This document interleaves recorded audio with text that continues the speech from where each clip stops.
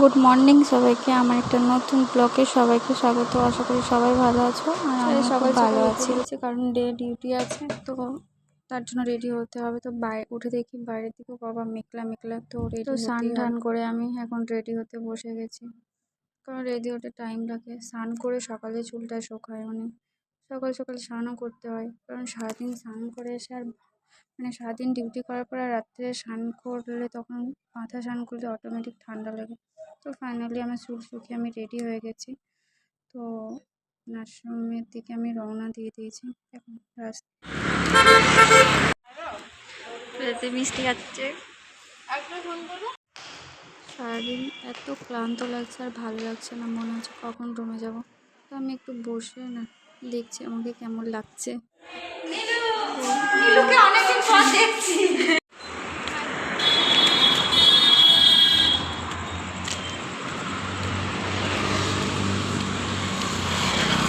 আজকে বর্ধমানটা রাত্রে কিরকম একটা লাগছে, থমথমে করা কেন?